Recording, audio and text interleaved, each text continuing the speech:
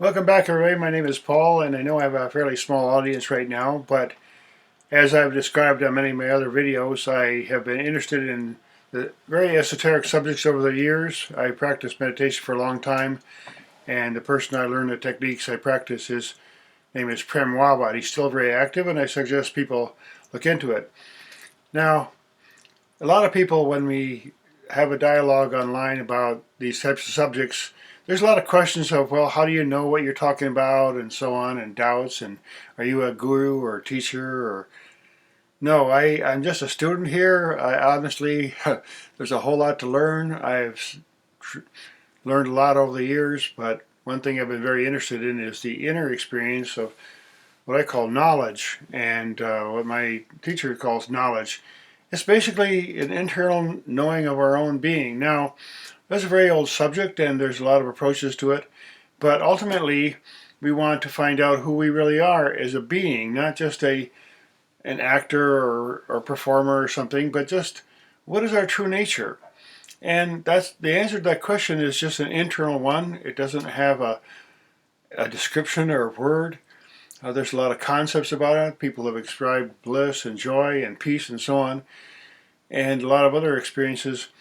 But the point is that to get our own answers, we have to get our own experience. We can't argue all the time, and each of us has a different approach to life and different experiences and things are really revealed to us.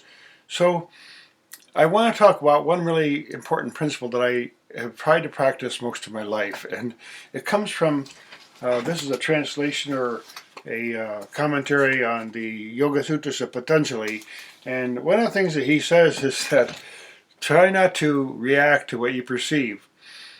We try to be in a neutral place in observation, because if we're not, we're going to overlay our own ideas and perceptions and so on something. And if we want to know what's actually so-called true and pure, we have to have a neutral perception. We have to have a place just like an open heart, you might say, or open like soil has to be ready for a plant to go there. So we have to be in somewhat deeply open and non-judgmental about this existence. So that's a very difficult thing to practice, not reacting to what we perceive.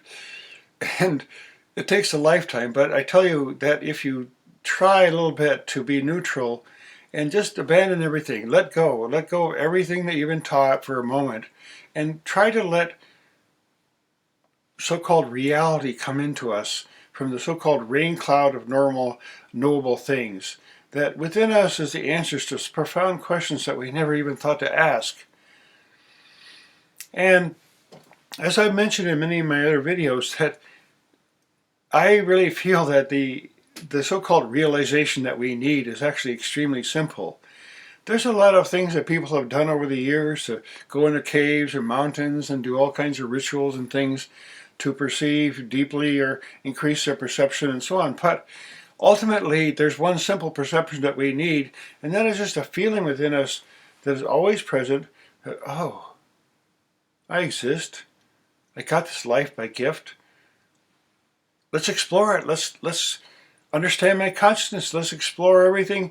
And there's a lot of different things that human beings do to explore their own awareness. We do so many crazy things, honestly. There's adrenaline junkies who just want to jump off cliffs and climb without ropes and things like that. And then there's people who just do all kinds of things to get their adrenaline going or get some stimulation going so that we feel something about this existence, because we know deep down that it's very precious. And what great teachers have done over the centuries is just tell people and show people a mirror and say, look, just go quietly within yourself and be, and just breathe. Just breathing a little bit slower is an incredible thing. If you sit down sometime and just breathe a little bit slower, let yourself settle into a nice natural breathing, and you'll be surprised how beautiful that feels.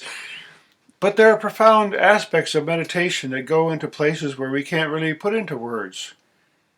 And I've had many of those kind of experiences myself, and they're just unique to me, and other people have other experiences, but I've described inner light, inner nectar and sweetness, and I don't experience it all the time, but at times it comes to me. There are times when I've been nearly almost injured or something, and immediately my whole breath fills up with this sweet nectar. So there's aspects of this meditation, including meditation on the inner sound that goes to a place of deep silence, and the breathing that we are, our breath can be synchronized with the earth, and the earth can be synchronized with the sun. And they think, you see how this all works? We synchronize ourselves into our natural state by probably maybe living a little differently and changing some of our habits and so on. But we start to relax and get into a rhythm where it just attracts all benefits to us. So part of my experience has not just been the profound experiences within and getting downloads and feeling things and experiencing things and joy, but it's been a practical application of just organizing our lives and so on, and trying to bring something forth and be kind to other beings, because ultimately you're kind to another being, you're really kind to your own true self. It's really true. Like two water droplets, they somehow touch and then they're one droplet. You see, ultimately human beings and all beings were united in some, there's some minor little membrane, you might say, between us because of our perceptions and our self-identity that we manufacture, but ultimately our being, our breath comes from the same divine source. And you know, the saying about the rain falls on the evil and the good, somehow we get this grace no matter who we are, and we just are breathing. And if we just stop and accept some greater thing that we are, like there's a saying that, well, the great teachers will give you, so just give me everything you have, I'll give you everything there is. You see, it's a fair trade, because what do we have? An empty bucket, maybe a few stones or something, if we've collected our ideas about life. But we come and say, okay, I want to know more about this existence. I want to just totally be able to expand through all my whole life. I want to feel more about this existence.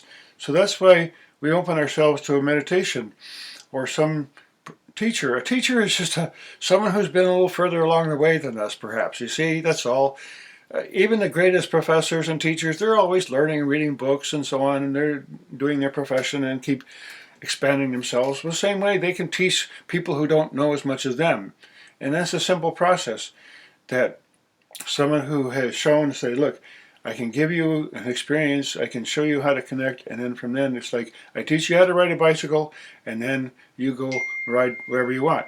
And this is how the teaching, the great teaching of the masters and teachers works.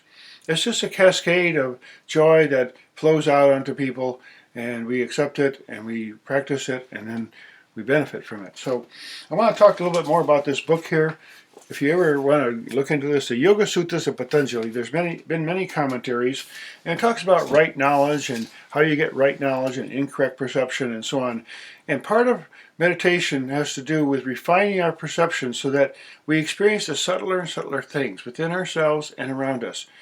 And there's a lot of talk these days about, well, I got to control your mind in the Zen process or whatever. But ask yourself, who controls the mind? Who says I'm going to control my mind? There's something there that is a non-verbal, non-local self, you might say, that is a principle of consciousness that doesn't have duality. So the mind is a product, the mind is a tool from which we say, okay, I'm going to use this mind, just like we use our computers. I'm going to use this mind to do certain things, and then when I'm done with this mind, I'll just put it down and I'll go back to being expanded breathing, you see. So we have a certain role to play in our personalities, and it's interesting, it's a divine play, you might say. We all have a certain personality, and we all get along. If we do get along, we can have a lot of fun together, and enjoy and dance and do all kinds of fun things together and make things and build a great world. But we have to have a certain understanding of who we're dealing with. One of the problems that we have in society is we judge each other unfairly because we don't really know what someone else is perceiving. And it goes back to that, don't react to what you perceive. You see, we don't know what traumas or joys or other things that are going on, complex things in a person's life. We see them, maybe watch their behavior. There's been many great people, great teachers, and great idiosyncratic people who were very brilliant in their own way, but they had some strange idiosyncrasy or whatever. And it was like Tesla, the guy Nikola Tesla, he was kind of a character, and so on. There's a lot of examples, but behavior itself is just not a judgment of where a person really is in their heart and their being. And we struggle with the different societal things and social interactions and so on. And sometimes people, the most brilliant people, are sort of antisocial, or they go live in a cave or whatever and do, studies and so on. But the point is, we shouldn't judge each other, because we all, if we look within, we're all equal. We all come from the same source. We all have the same possibilities. We have the same answers, the same deep questions, the same needs, the same hungers, the same longing for love and joy. And when we find our own being in that simple, non-judgmental place where there's no guilt and there's no comparison, that's a point of union, and it's more simple, vastly more simple than we're led to believe. And there are different substances and things that people have done over the years to try to relax themselves in. We have our modern equivalents of people tone them down a bit, But the point is that sometimes maybe a tool is helpful and so on, but the point is to have some means and familiarity with that gentle, kind, joyful place within, where all that inner music and that inner vision and imagination and dreams and sound comes from. It flows within us. There's a part of our being that is just making a sound. You listen to it after a while, it just goes into a deep silence, and you can't describe such an experience. So I try to share a little bit about my journey, and I know lots of other people who listen and follow other videos on this and other channels. They have deep experiences and they can relate to some of the things I'm saying.